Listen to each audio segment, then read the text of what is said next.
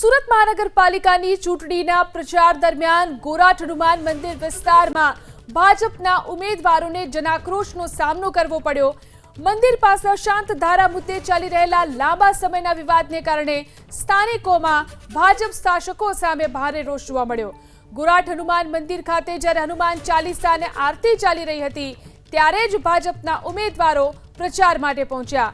સ્થાનિકોએ આ સમયે પ્રચારનો વિરોધ કરી તેમને અટકાવ્યા। આ દરમિયાન ભાજપના ઉમેદવાર હર્ષ મહેતાના સમર્થકો અને સ્થાનિકો વચ્ચે ઉગ્ર બોલાચાલી થઈ। સ્થાનિક મહિલાઓએ આરોપ લગાવ્યો કે ભાજપના કાર્યકર્તાઓએ તેમની સાથે અભદ્ર વર્તન કર્યું અને મારામારી પણ કરી। સ્થાનિકો અનુસાર ગોરાટ હનુમાન મંદિરની બરાબર પાછળ લઘુમતી સમાજની ઊંચી ઇમારતોનું નિર્માણ થયું છે, જેના કારણે મંદિરની પવિત્રતા અને સુરક્ષા સામે સમસ્યા ઊભી થઈ છે। આ બાબતે ભાજપના સત્તાધીશોને વારંવાર રજૂઆત કરવા છતાં કોઈ નિરાકરણ ન આવતા સ્થાનિકોએ એકઠા થઈ ભાજપના વિકલ્પ તરીકે પોતાના પક્ષ ઉમેદવારને મેદાનમાં ઉતાર્યા। 2017માં પણ કેવા પ્રકારનું ષડયંત્ર થયું હતું વિધાનસભાની ચૂંટણી પહેલા એ આ બધાને ખબર છે। એટલે નાની મોટી ઘટના ઘટતી હોય છે, પરંતુ ભારતીય જનતા પાર્ટીના કાર્યકર્તાનું મન વિશાળ છે। આપણે લોકોને કીધું છે કે શાંતિથી બેસીને અમારી જોડે વાર્તાલાપ કરો।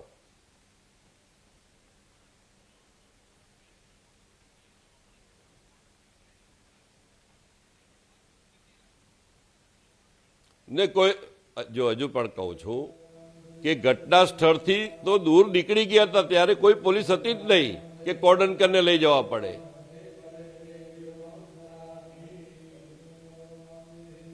જી, થેન્ક યુ ભાઈ। આખી વાત બેબુનિયાદ છે। મૂળભૂત રીતે ભારતીય જનતા પાર્ટીની ગુજરાત સરકાર અસાનધારો લાવી છે। ગત વિધાનસભાની અંદર પણ કાયદામાં સુધારો કર્યો છે। અરજદારોને જે મુશ્કેલી પડતી હતી એ દૂર કરવાનો પ્રયત્ન ભારતીય જનતા પાર્ટીની સરકારે કર્યો છે। અસાનધારાનો કાયદો એકમાત્ર ભારતીય જનતા પાર્ટી જ્યારે લાવી હોય ત્યારે આખો વિસ્તારને કોઈ એક પ્રકારનું ધ્રુવીકરણ કરતા અટકાવવાનો પ્રયત્ન હતો, પરંતુ કમનસીબે કેટલાક લોકો એને સમજ્યા વગર એને અલગ અર્થઘટન કરે છે। રહી બીજી વાત કે ભારતીય જનતા પાર્ટીના બધા જ કાર્યકર્તાઓ કાલે આમ તો રોજ જ નીકળે છે પ્રચારમાં, કાલે વિસ્તારમાં ગયા હતા, મંદિરમાં દર્શન પણ કર્યા।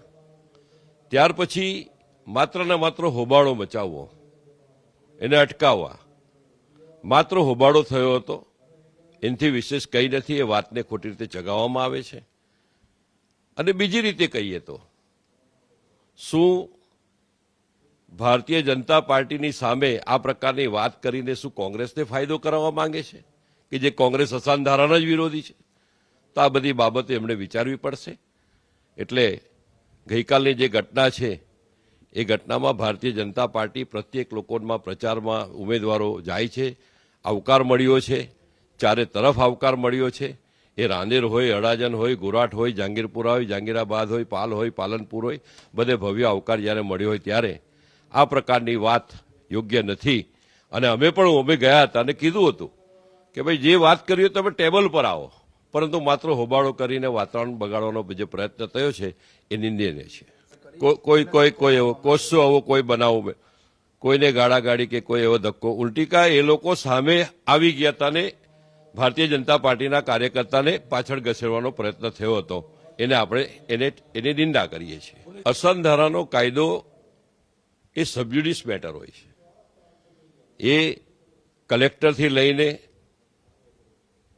ઉપલી અપીલથી લઈને હાઈકોર્ટ સુધીની મેટર હોય છે। આ બધી સબજ્યુડિસ મેટર હોય છે અને સબજ્યુડિસ મેટરમાં લોકશાહી પદ્ધતિથી કાયદેસર આપણે લડત આપી એમનો હક છે।